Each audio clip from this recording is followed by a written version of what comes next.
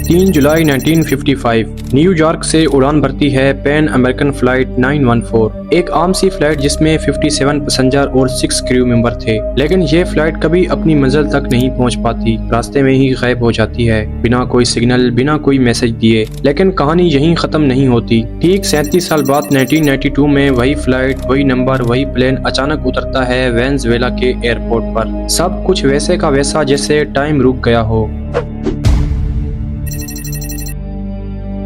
सुबह के करीब 8 बजे न्यूयॉर्क लगवाडिया एयरपोर्ट पर पैसेंजर की चहल पहल थी। गर्मी का मौसम था लेकिन हल्की ठंडी हवा चल रही थी। पैन अमेरिकन एयरलाइंस की फ्लाइट 914 जो एक डगलस DC-4 त्यारा था, अपने मखसूस वक्त पर टेक ऑफ की तैयारी कर रहा था। इस त्यारे में 57 पैसेंजर सवार थे, जिनमें कुछ बिजनेसमैन थे, कुछ फैमिलीज छुट्टी पर जा रही थीं और कुछ बुजुर्ग लोग थे जो मियामी में अपने रिश्तेदारों से मिलने जा रहे थे। और साथ ही त्यारे में 3 पायलट और 3 एयर होस्टेस भी थे। पायलट कैप्टन मैगुएल वेक्टर एक बेहतरीन कमांडर थे जिनके पास 18 साल का फ्लाइंग एक्सपीरियंस था। मौसम साफ था और दूर दूर तक तूफान आने की कोई निशानी नजर नहीं आ रही थी। सुबह 8:20 पर कंट्रोल टावर से परमिशन मिलने के बाद फ्लाइट 914 रनवे से टेक ऑफ करती है और मियामी की तरफ अपने सफर का आगाज करती है। 1 घंटा 45 मिनट की उड़ान के बाद जब त्यारा फ्लोरिडा के माउंटेन से गुजरने वाला था, तभी अचानक रडार स्क्रीन से फ्लाइट गायब हो जाती है। पायलट की तरफ से ना कोई मैसेज, ना ही इमरजेंसी सिग्नल भेजा गया।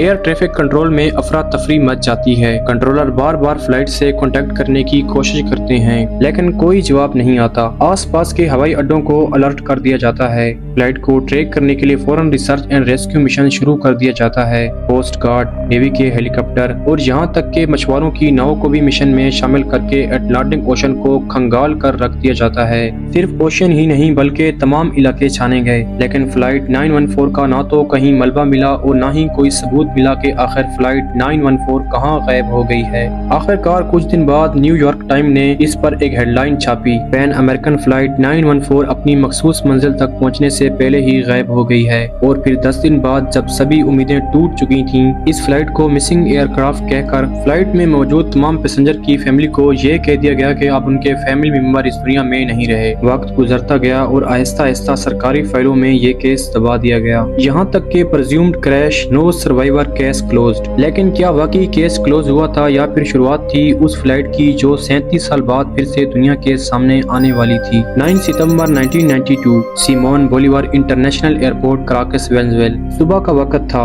एयर ट्रैफिक कंट्रोलर अपने काम में मसरूफ थे, लेकिन ठीक उसी वक्त कंट्रोल रूम की रडार स्क्रीन पर एक अजीब बात सामने आती है। एक पुराना त्यारा जिसका ट्रांसपोंडर कोड सिस्टम में रजिस्टर ही नहीं था, अचानक रडार स्क्रीन पर दिखाई देता है। उसकी एल्टीट्यूड, हेडिंग और स्पीड सब कुछ 1950 के किसी पुराने त्यारे जैसी लग रही थी। ATC ऑफिसर हैरान थे। पहले उन्होंने सोचा ये कोई पुराना त्यारा है या फिर किसी प्राइवेट कंपनी का जहाज है जो बिना परमिशन के एयरपोर्ट पर लैंडिंग करना चाहता है। लेकिन जब रेडियो पर उस त्यारे से कांटेक्ट किया गया तो जो जवाब सामने आया उसने सबके रोंगटे खड़े कर दिए। उस त्यारे ने कंट्रोल रूम को मैसेज भेजा कि पैन अमेरिकन फ्लाइट 914 न्यूयॉर्क से मियामी के लिए लैंडिंग इंस्ट्रक्शन की परमिशन लेना चाहती है। नाजरीन, ये वही फ्लाइट थी जो 1955 में 3 जुलाई को गायब हो गई थी। ATC ऑफिसर हैरान होकर एक दूसरे की तरफ देख रहे थे। उन्होंने फौरन पहचान करने के लिए पिछले सारे रिकॉर्ड चेक किए तो पता चला कि ये पैन अमेरिकन फ्लाइट 914 है जिसके कैप्टन मैगुएल वेक्टर हैं। लेकिन ये फ्लाइट तो 1955 में गायब हो गई थी। सब हैरानों परेशान हो गए। सिक्योरिटी गार्ड को ग्राउंड में जमा किया गया। मेडिकल टीम्स और इमिग्रेशन ऑफिसर को रनवे के पास तैनात कर दिया गया। त्यारे को फौरन रनवे 5 पर लैंडिंग की परमिशन दे दी गई। जैसे ही त्यारा जमीन पर उतरा, लोगों की सबसे पहले नजरें उस त्यारे पर गईं। एक पुराना डगलस DC-4 जिस पर फेट बैंड और पुरानी पैनम की मार्किंग थी, रिंग्स पर जंग, इंजन के बाहर धूल, और सबसे अजीब बात ये थी कि उस त्यारे में कोई ऑटोमेटिक सिस्टम नहीं था। जैसे ही दरवाजा खोला तो पैसेंजर बाहर निकले, जिनके कपड़े, सूटकेस और टिकट सब 1950 की दहाई के थे। उनके टिकट हाथ से लिखे हुए थे, ना बारकोड, ना बोर्डिंग पासेस। एयरपोर्ट स्टाफ बिल्कुल खामोश था। पैसेंजर उन्हें देखकर घबराए हुए थे और पूछ रहे थे, क्या हम मियामी में हैं? ये जगह अजीब क्यों लग रही है? आप लोग इतने अजीब कपड़े क्यों पहने हुए हो? नाज़रीन, उन पैसेंजर को क्या पता था कि वो 37 साल बाद टाइम ट्रेवल करके यहाँ पहुँचे हुए हैं। सुबह 9:25 पर टेक ऑफ के ठीक बाद मीडिया को खबर मिलती है और कुछ ही घंटों में time travel plan land after 30 year जैसी हेडलाइन अमेरिका और फिर पूरी दुनिया में वायरल हो जाती है।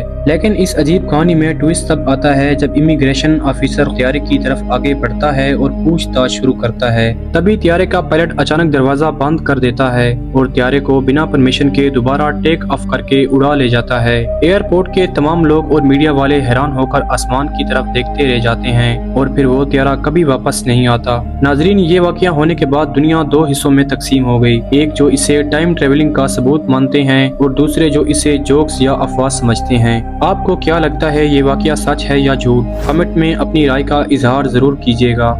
امید کرتا ہوں آپ کو ہماری آج کی ویڈیو پسند آئی ہوگی۔ مزید اس طرح کی انٹرسٹنگ ویڈیوز دیکھنے کے لیے ہمارے چینل کو سبسکرائب کر دیں۔ شکریہ۔